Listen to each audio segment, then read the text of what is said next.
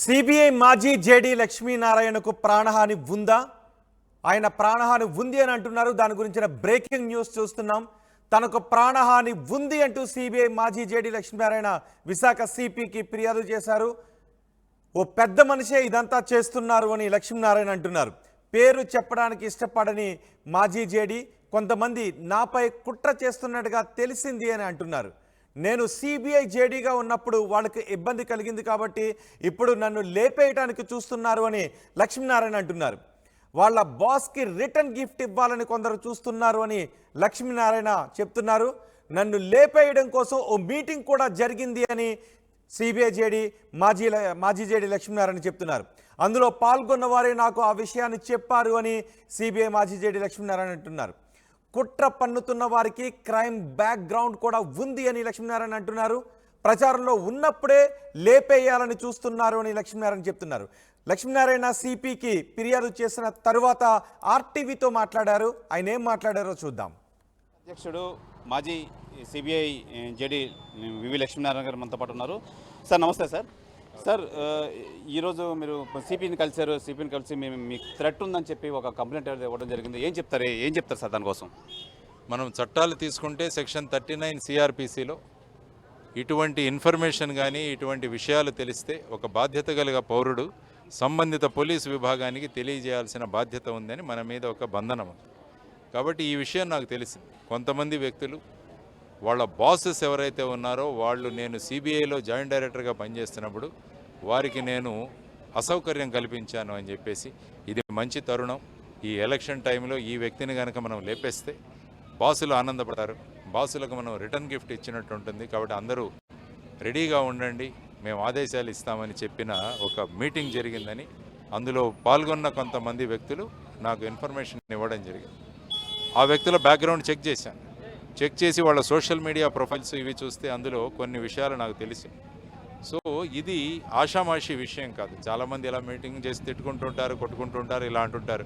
కానీ ఏ వ్యక్తి అయితే మాట్లాడాడో ఆ వ్యక్తి మాట్లాడిన విషయాల్లో కొద్దిగా డెప్త్ ఉంది. ఆ వ్యక్తి యొక్క బ్యాక్గ్రౌండ్ చూసినా కూడా ఇటువంటి విషయాలను చాలా సెటిల్మెంట్లు, భూ కబ్జాలు వీటిల్లో చాలా ముందుంటాడట ఆ వ్యక్తి.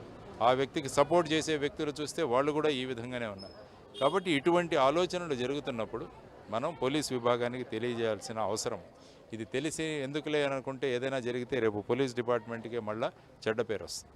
కాబట్టి వారికి సిపి గారికి తెలియజేసి నా దగ్గర ఉన్న సాక్ష్యాధారాలు ఏవైతే ఉన్నాయో అవన్నీ వాటికి సమర్పించి ఈ విషయంలో మీరు డీప్గా ఎంక్వైరీ చేయండి, విషయం తెలుసుకోండి, ఆ తర్వాత ఇటువంటి విషయాల్లో తగిన చర్యలు తీసుకోండి అని ఈరోజు సిపి గారికి ఒక లెటర్ ఇచ్చి రావడం జరిగింది. సార్ మీరు కంప్లైంట్ ఇవ్వడం తర్వాత సిపి గారు ఏ విధంగా స్పందించారు? ఏం చెప్పారు? మీతో ఏం చెప్పారు? సిపి గారు వెంటనే స్పందించారు. అందులో చూసిన విషయాలు వెంటనే వాళ్ళ యంత్రాంగాన్ని పనిలో పెట్టారు. ఆ వ్యక్తి యొక్క మిగతా వాళ్ళకు సంబంధించిన వ్యక్తుల యొక్క బ్యాక్గ్రౌండ్ చెక్కింగ్ ఇవన్నీ కూడా మొదలయ్యాయి వాళ్ళు. ఎందుకంటే నేను అక్కడ కూర్చుండగానే వారు వాళ్ళ స్టాఫ్తో మాట్లాడుతున్నట్టు కనిపించింది.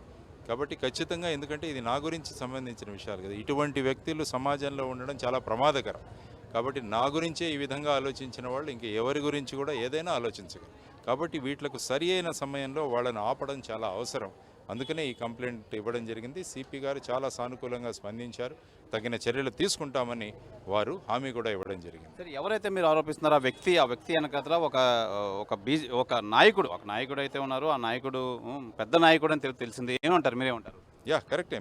మీరు కూడా బాగానే ఇన్ఫర్మేషన్ కలెక్ట్ చేశారు. కరెక్టే. ఈ వ్యక్తి ప్రమాదకరమైన వ్యక్తి. ఈ వ్యక్తి వెనకాల ఉన్నవాళ్ళు కూడా ఇంకా ప్రమాదకరమైన వ్యక్తి. అందుకనే నేను వెళ్ళాను. అదర్వైజ్ ఆషామాషిగా నేను ఎప్పుడు వెళ్ళను. ఇంతవరకు నా కెరియర్లో ఎప్పుడు కూడా ఈ విధంగా వస్తే లెటర్స్ పంపించేసేవాడిని. కానీ ఇప్పుడు ముఖ్యంగా ఎన్నికలు జరుగుతున్న సందర్భంలో, నేను ప్రచారం చేస్తున్న సందర్భంలో ఇటువంటి ఆలోచనలు ఏమైనా ఉంటే దానిని అమలు చేయడం చాలా సులభం. ఎందుకంటే పొద్దున్నే వెళతాము, పెద్ద జనాలు కూడా ఉండరు, మనతో వెళుతుంటాం. కాబట్టి ఇటువంటి వాటిలకు సరి అయిన అవకాశం వాళ్ళకు దొరుకుతుంది. కాబట్టి దీన్ని ఎక్కడో ఆపాలి. ఎందుకంటే ఇది ఆపకుంటే రేపు ఈ వ్యక్తులు సమాజంలో పెద్ద సమాజ కంటకులుగా తయారవుతారు. అది నా బాధ్యతగా నేను ఈరోజు కంప్లైంట్ ఇవ్వడం జరిగింది. ఈ పరిణామంలో అసలు మీకు ఒక గన్మ్యాన్ కూడా లేరు, ఒక చాలా సాదాసీదగా మనిషిగా తిరుగుతున్నారు. ఏం చెప్తారు? మీరేం చెప్తారు? నేను ఎప్పుడూ ఇలాగే తిరుగుతుండేవాడిని. నేను ఈవెన్ సర్వీస్లో ఉన్నప్పుడు కూడా ఎప్పుడూ నా చుట్టూ గన్మెన్లు, బౌన్సర్లు ఎప్పుడూ ఉండరు.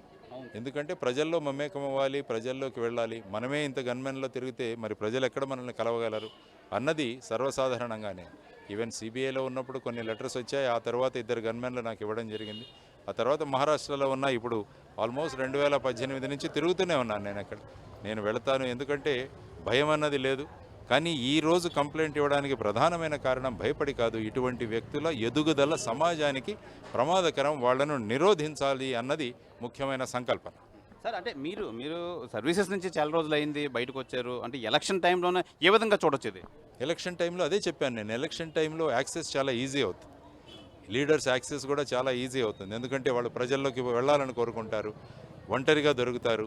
ఇటువంటివన్నీ కూడా చాలా అటువంటి ఆలోచనలు ఉన్న వ్యక్తులకి ఈ సందర్భము, ఈ సమయము చాలా సులువుగా దొరుకుతుంది, వాళ్ళకి అనుకూలంగా ఉంటుంది. అందువల్ల దీని గురించి సిపి గారికి బ్రీఫ్ చేయడం జరిగింది. సార్ ఒక కంటెస్టెంట్గా మీరు కలెక్టర్ గారిని కూడా కలిస్తే ఏ విధంగా ఉంటుంది ఈ విషయంలో?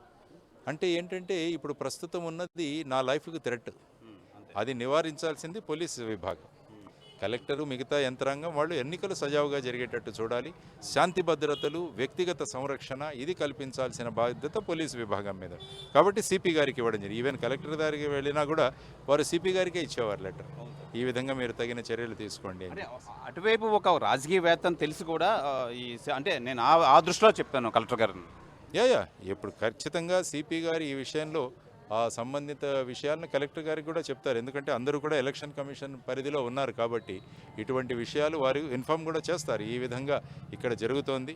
కాబట్టి రేపు బందోబస్తుకు ఎక్కువ బలగాలు రప్పించడం ఇలాంటివి కూడా చాలా అవసరం ఉంటుంది. ఎందుకంటే ఇటువంటి ఆలోచనలు చేసే వ్యక్తులు రాబోయే 15 రోజుల్లో ఇంకా ఏ విధంగా ఆలోచిస్తారన్నది కూడా పెద్ద సమస్య మనందరికీ.